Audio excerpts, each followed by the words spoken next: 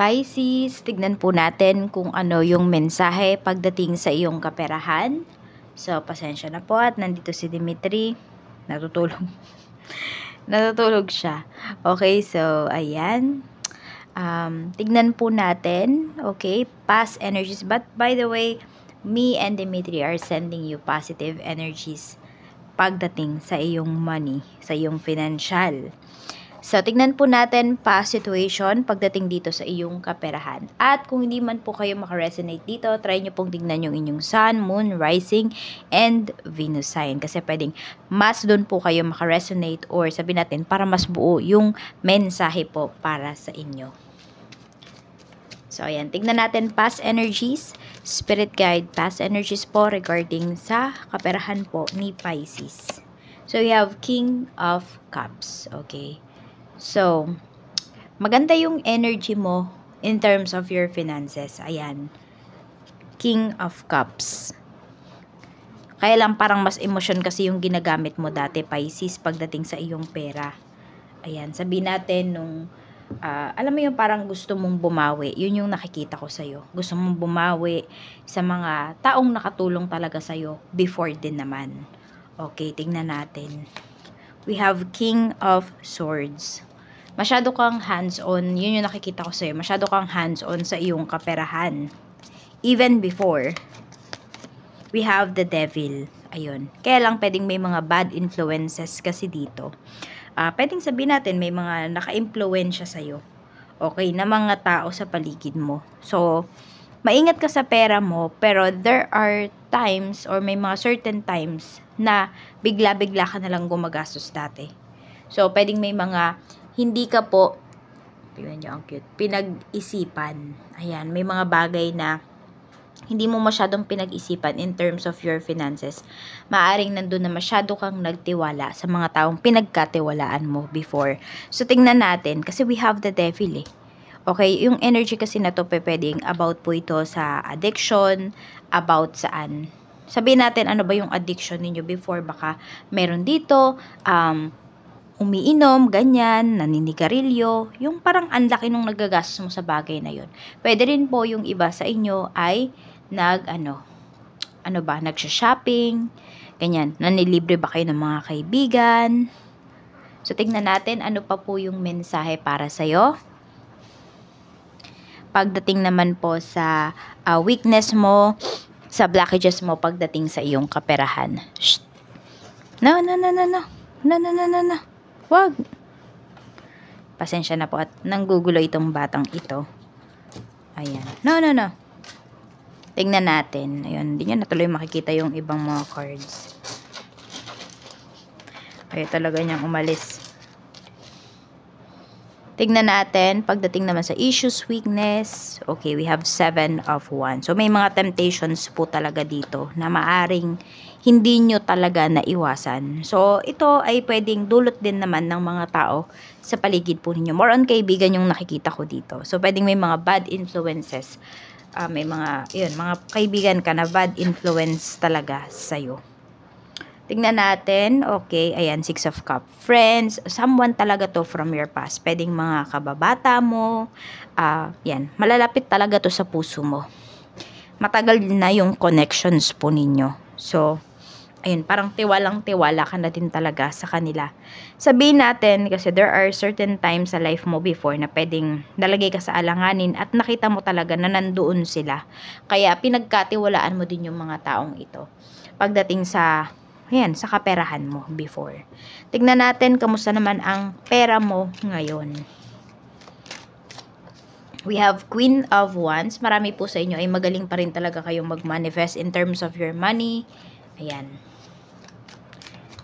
Ano pa rin, yung iba po sa inyo Pisces, maganda pa rin yung pamumuhay po ninyo. We have Justice. We have 3 of Swords. Ayun, meron lang ditong mga bagay na pwedeng sa ngayon talaga hindi umaayon sa inyo. Pero magaling kayo mag-manifest. Yun yung nakikita ko dito. Hindi ko rin alam kung meron yung iba ba sa inyo, may hinaharap ba kayong mga kaso ngayon or meron kayong kinasuhan. Ayan, basta may mga legal matters kasi na pinapakita dito.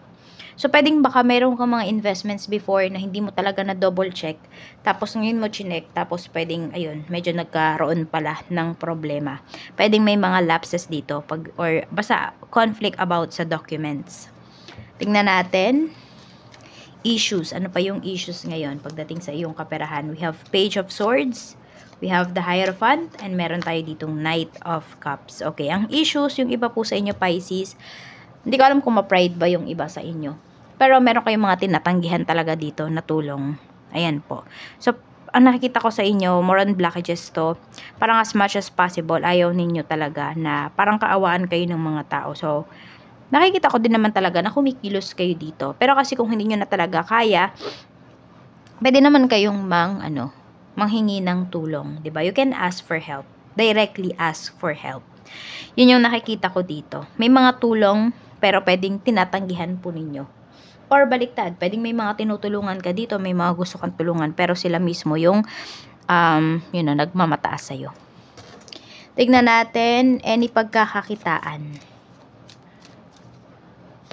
We have 9 of Cups. Ayan, mga babasagin po ito. Could be plates. Diyan kay uunlad. Pots. Tingnan natin. Clays. Mga ganun po. We have 4 of Swords. Tingnan natin. Ano pa? Spirit Guide. Meron din dito kandila. Tapos, more on manok. Hindi ko alam kung may nagsasabong ba dito. So, ayan po, Page of Wands. Mga bagay din talaga na gusto po ninyong gawin. So, baka nga may nagsasabong dito or may mga alaga kayong manok. Ayan po, pwede naman na poultry ito. So, ayan po, pwede nyo po yung itry. So, try nyo muna kung sabihin natin, hindi nyo kaya yung maramihan na manok. So, ilang pieces lang muna yung bilhin po ninyo. Tignan nyo muna kung makakabuhay ba kayo ng sisiw. Mapapalaki nyo pa yung sisiw. So, tingnan natin ano pa yung mensahe. Okay? Pili ka, tingnan natin kung pang business ka ba or pang work. Pile 1 or pile 2? Pili ka, Pisces. Pile 1. We have 8 of Wands.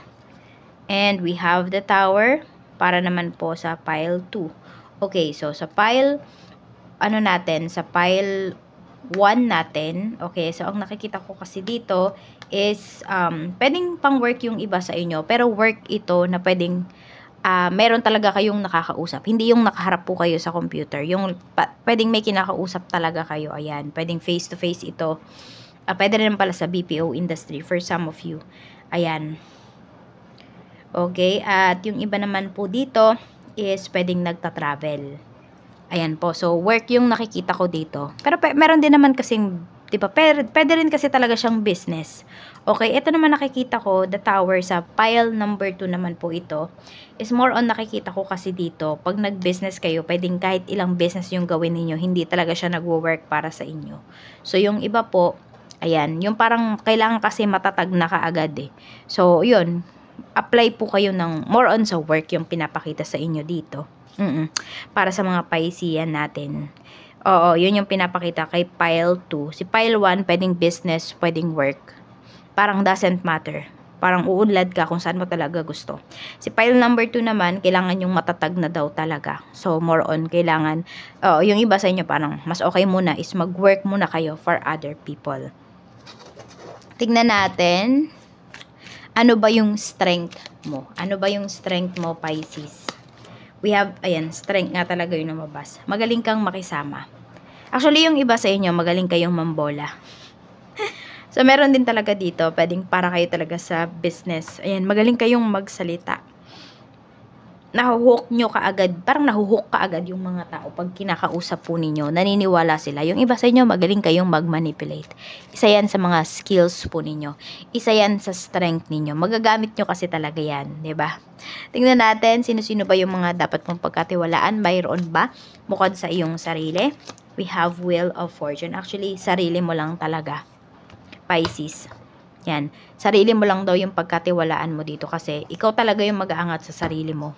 Yes, may mga tutulong sa'yo, pero, di ba, pag kasi ang tulong naman, hindi naman yan laging, 24/7. Hindi naman yan buong taon, di ba? So, ayan po, you help yourself daw, yun yung sinasabi dito. Yan. Pero wag kang makakalimot, kung meron mang mga tao na talagang tinulungan ka, siguro ng mga times na bumagsak ka din naman, Ayan, Wheel of Fortune. More on kasi, pwedeng mga hindi mo pa nakikilalang tao, yung mga pwede mong pagkatiwalaan. Ayan, kasi more on give and take din yung nakikita ko dito. Parang kung ano yung nilabas mo, yun din yung babalik sa'yo. Totoo naman talaga yun eh. Kaya tingnan natin ano pa yung mensahe. So more on mga taong hindi mo pa ito nakikilala. Yan. Makakasalamuha mo sila or magko-cross yung path ninyo. Nakikita ko dito, it could take 2 to 3 years pa.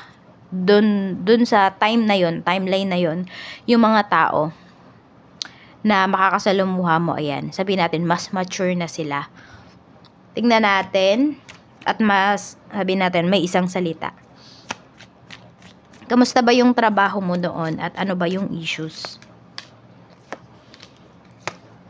Okay.